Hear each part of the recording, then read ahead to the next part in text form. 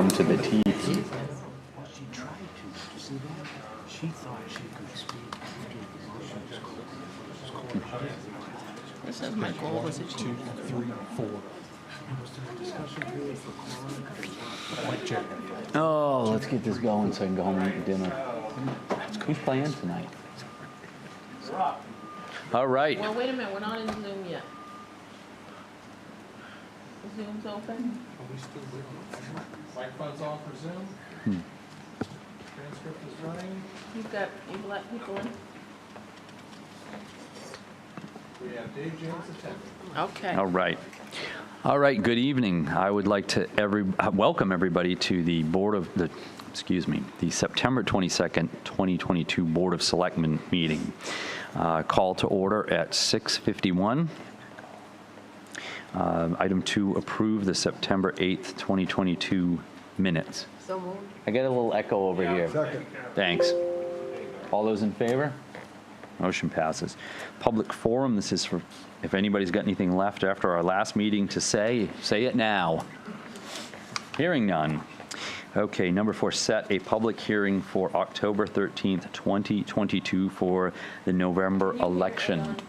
Yeah, the microphones, the speakers on, we can't hardly hear you. Can't hear you very well. Me? Well, I guess I need to speak up. Yeah, and into the It's mic. just more of, make sure you're talking right in the mic, but Okay. Well, let me reread item 4. Set a public hearing for October 13th, 2022 for the November elections. so moved. Second. All in favor? Motion passes. Okay, public hearing to adopt the MMA Model Ordinance GA Appendix A through G for the period October 1, 2022 through September 30th, 2023. So I will open this public hearing. I believe Allison would probably like to speak to us. Hi, good evening, everyone. I'm Allison Kennebunkport, the Director of Public Health for the town of Kennebunkport, and one of my jobs is to one of my jobs is the administrator of the state-mandated general assistance program for the town. Every year, the state analyzes each town and county to determine the maximum amount of assistance a person can qualify for. General assistance is a program administered to the municipality to aid a person or family who are unable to provide basic needs essential to maintain themselves for a limited period. General assistance helps qualifying individuals or families to meet their basic needs. Our job is to assist the clients and help them meet their needs and help them navigate other options of help. As mandated by the state of Maine, Kennebunkport votes yearly to accept the maximums by the state that are set by the state. All the appendices you guys have copies of. Yes. A through D, which includes the overall maximums, housing, food, and electricity, all were increased this year over last year. And appendices E through G, the heating, personal care, household supplies, and mileage all remained the same as last year. In 2021, we had 7 requests for general assistance here in town, and none met the state qualifications. We do continue to have people in town who need assistance but do not qualify for general assistance through the state. Through our outreach services, we can meet many of their needs. Community outreach services and community harvest in Kennebunkport serve our 3-town community, and they both have special needs services. And our clients get referred to those services through the general assistance offices of the 3 towns. As well as you access donations that we receive to assist people, like the fuel assistance fund and the food. Okay. Those referrals are for people who are in need but do not meet the criteria for through the state. And they're taken on a case-by-case basis. We also can direct clients to York County Community Action for fuel and electric and some home repair assistance through various programs. Community Outreach Service runs the food pantry for our community, and families can sign up for time slots that work for them, and they go and shop at the Community Outreach Services now. They also started a program this summer called Food for Kids, and they provided school lunches and breakfast and lunches for kids throughout the summer for families who signed up. And it went so well that they've actually extended it throughout the whole year. So they're providing food for kids on weekends, holidays, and vacations when they can't Marvelous. get things at school. Marvelous. We currently have 4 Kennebunkport families that are participating in that program. Kennebunkport, also, we have the general needs account that is available to help those who don't qualify for general assistance. We review each case and see how we can assist. This fall, the Kennebunk Rotary CS3, which stands for 3 Communities Strong, they provided back-to-school clothing to all school children in need in our district. And the kids are referred through the general assistance office as well. We had 5 students in town that participated in that service, and also our health council here in town provided 3 students with backpacks full of supplies and Staples gift cards for school. Secret Santa, last year we had 3 families consisting of 6 kids that received Secret Santa gifts. And our fuel assistance account that we have here in town, which provides oil, K1, propane, electricity, cordwood or pellets. For the last fiscal year, 2021-22, we assisted 5 families totaling $2,985.33. So we still have that fuel assistance coming. Well, we always appreciate the donations that we receive that Absolutely. Yes. come in for the heat and also for the nurses' assistance, General needs general Mhm. needs program. So we're very appreciative to the, of the, all the donations that we receive over the year. Absolutely. Yeah. Any questions at all? Any questions from the public while this public forum is still open? Thank you, Allison. Okay. Okay. I will close the public hearing, and I will look for a motion. Motion to adopt the MMA Model Ordinance GA Appendices A through G for the period October 1st, 2022 through September 30th, 2023. Second. I have a first and a second. All in favor? Motion passes. All right, item 6, consider a resolution entitled Resolution to Authorize Lease Purchase Financing of a New Fire Truck in the Principal Amount of $487,000. So Jay would normally speak to this issue, but Jay is on his way to Alaska for a cruise. Oh, lucky him. So he's a little out of our jurisdiction right now. So at the last meeting, the board voted to not only purchase a new ladder truck, but to do a lease purchase with Gorham Leasing, putting our, over $900,000 in reserve down, and then doing a lease purchase for the $487,000. And so as part of that lease purchase, we need a legal opinion. Our bond counsel, Greg M., has reviewed it, and he is asking that you authorize this particular motion, which has all the legal language as he likes it. But it's the same vote that you took last time. Do I have a motion? I'll make a motion to approve the resolution entitled, Resolution to Authorize Lease Purchase Financing of a New Fire Truck in the principal amount of $487,000 be adopted in form presented to this meeting. Second. I have a first and a second. All those in favor? Motion passes.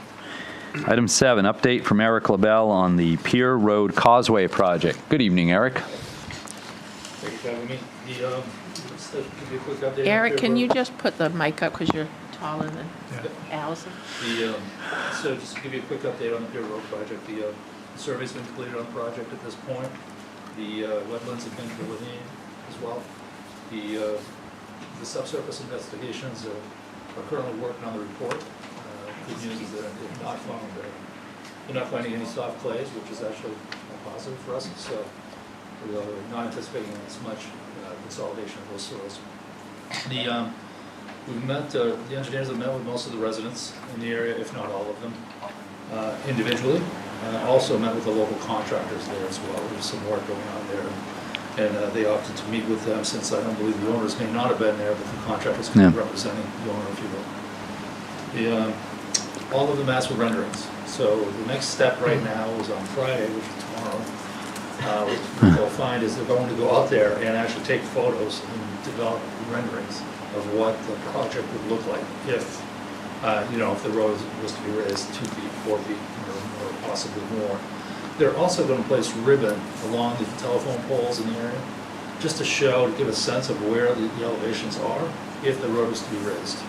So the local residents will be able to take a look at that. You folks can take a look at it if you'd like, and just kind of get a sense, because it's hard sometimes to gauge what the elevation is. So those ribbons will show different gradations of raising the road.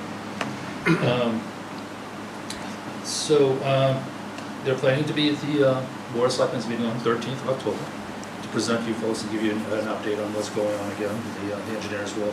And about 2 weeks after that, they plan to hold a public meeting again, an informational meeting. So originally, when we began the project, we had planned to do a meeting on September 29th, a week from tonight.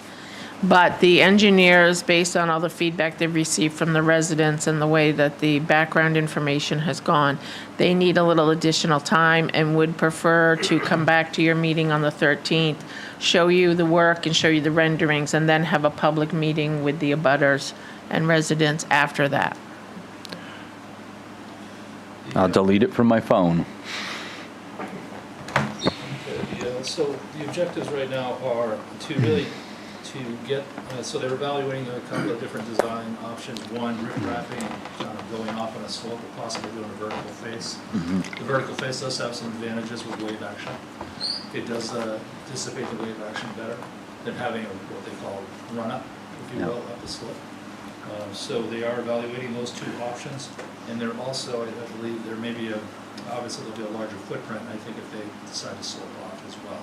So it'll be more visible. I'm not sure if the local residents would prefer one over the other. I think from an engineering perspective, probably vertical is their preference. That's whether the local residents would agree with that. So the object is to really go out to bid this winter and to allow the contractor September 23rd start. So that would be the goal right now. Hopefully that you folks are in agreement with that time schedule.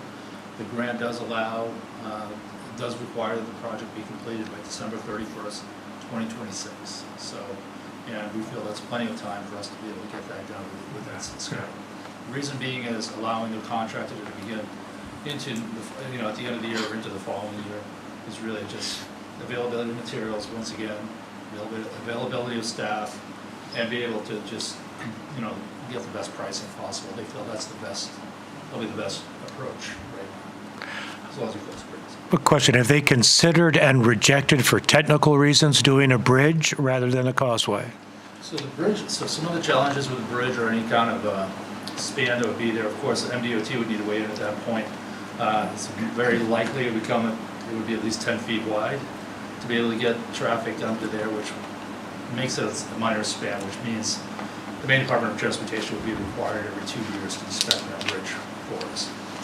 And the second, one of the other challenges is one of the property owners has ownership to low water line, so there may be ownership challenges with that as well for encroachment purposes. So if we were to encroach on there, also the third concern that they've expressed is the risk and liability of having people travel over their land. So those are the three as we guide people under the bridge. So that's been expressed by the owners in the area. Guide people under the bridge. I'm sorry, I missed that. So they own, so one of the property owners actually owns down to the low water line. And if we were to allow people to travel underneath it, one of the concerns was that we study the risk and liability on them should people get injured on their property since they have it to the low water line. That's one of the concerns that was expressed by the owners. So none of the options would allow for movement of a kayak or boats from the Stage Harbor side to the channel. That's going to be solid all the way across. And right now, that is the approach, yes. That's the only thing being considered. I think I've expressed the challenges with it. Can they be overcome? And is that a direction, would like to direct the engineers to go? I think the question is that when Megan came before the Selectmen, there were several things brought to them that they wanted them to consider, and that was one of the items. Right. Yeah. And so I think John is looking for feedback so what did we consider and how does that look?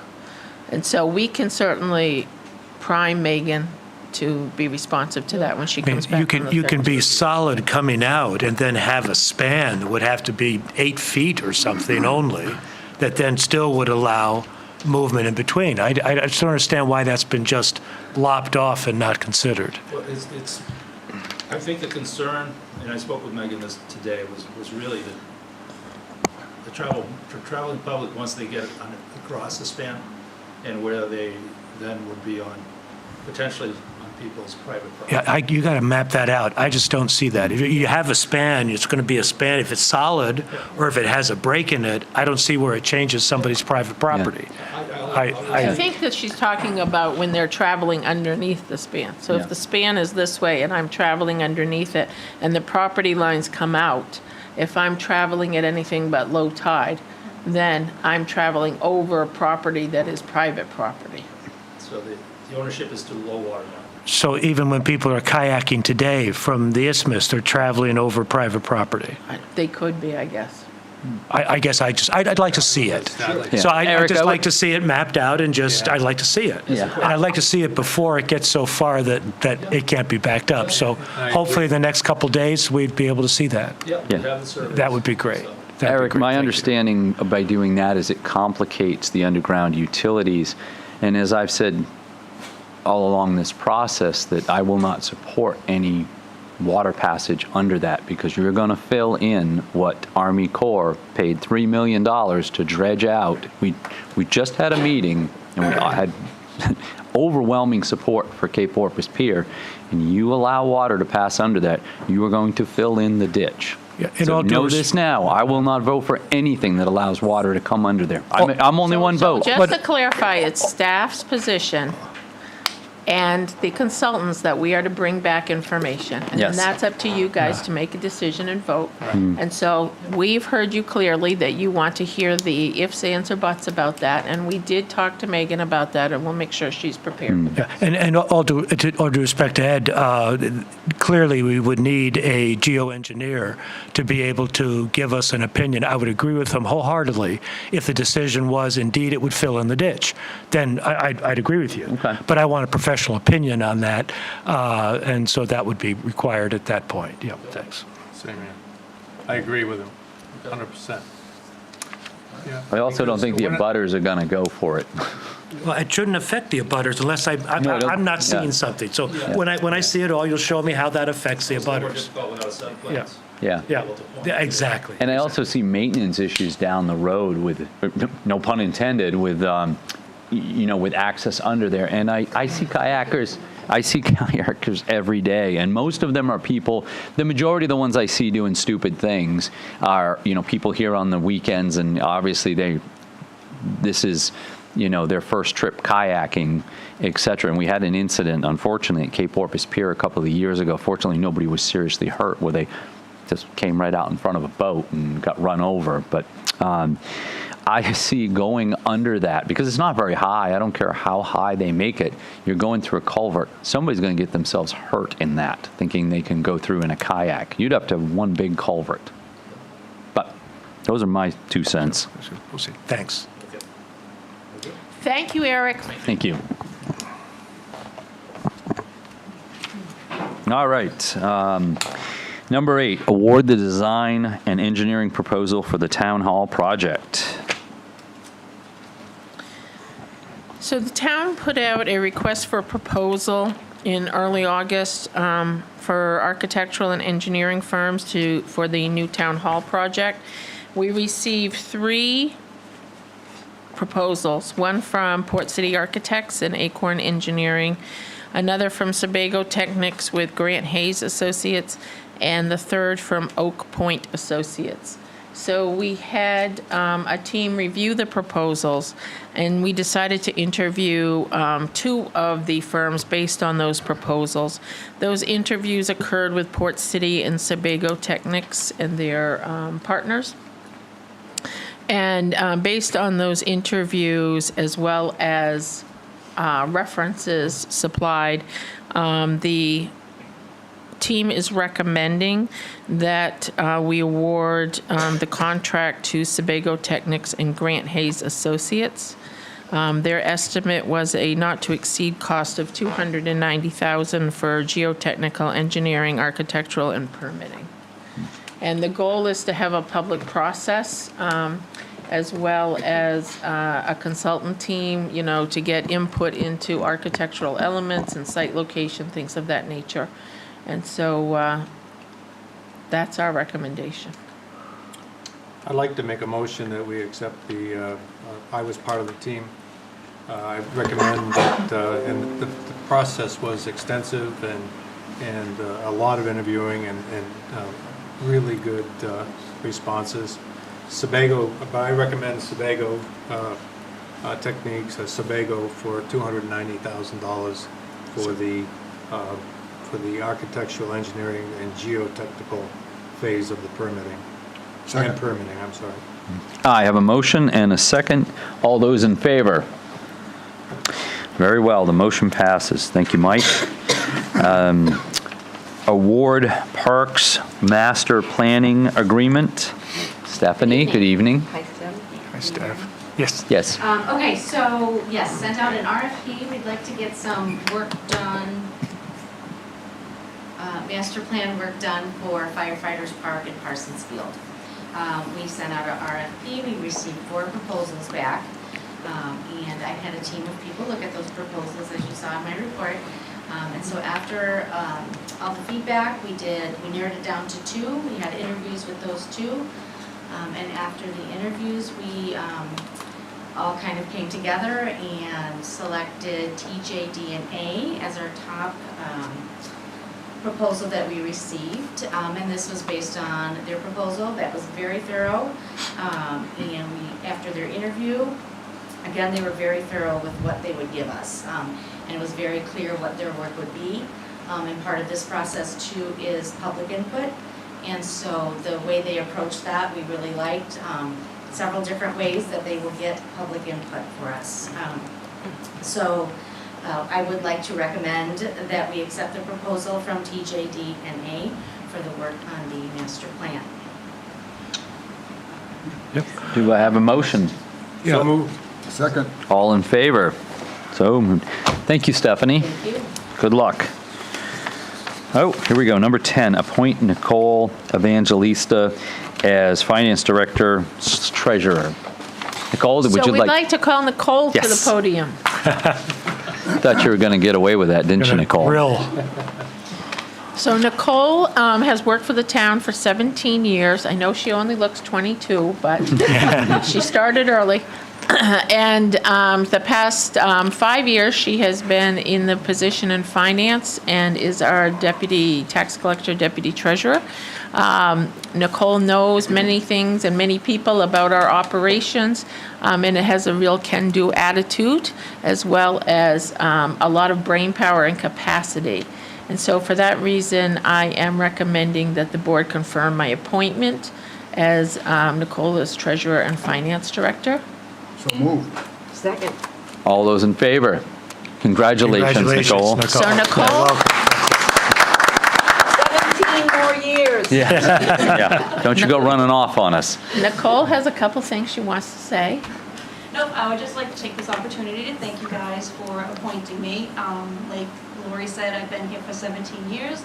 The last 5 were as deputy treasurer. I really enjoy working for the town, and I'm looking forward to taking on the role as finance director. Thank you, Well, Nicole. we're glad to have you. Okay. So now we need a deputy treasurer, have fun tax collector. jobs. If anyone knows anyone, that'd be Yeah. good. We're taking applications. Other business, Mike, None, not for me. John, No, sir. Alan, Sheila, Lori. None for me. Okay, and the only other business I have, and we won't discuss this evening, is I'd like to discuss at our next meeting, and I'm bringing this out in case anybody's interested, creating an ad hoc committee to study a public boat launch in town. We have discussed it it's been discussed on and off since I've been on this board, and the selectmen have discussed it amongst ourselves at times, and I think it's time that we at least look into it. I don't know if it's even possible, but I think if we put some people together and we go out there and we take a look, at least we can say to the public, this is a good plan, let's finance it, let's make it happen if that's the case, or, hey, we just can't make this happen, but we can say we looked. And John, I understand you'd like to head that up for me? I would Or for be us? pleased. I'd be pleased. Yeah, Yeah, thank you. great. And, all right. Well, that's all the other business, so somebody want to move the warrants, please? Approve the September 22nd, 2022 treasurer's warrant. Second. All in favor? And everybody's favorite? Motion to adjourn. Second. All in favor? Thank you, everyone. And thank you to everybody who came to the special town meeting. Indeed, thank you. Yes. Oh.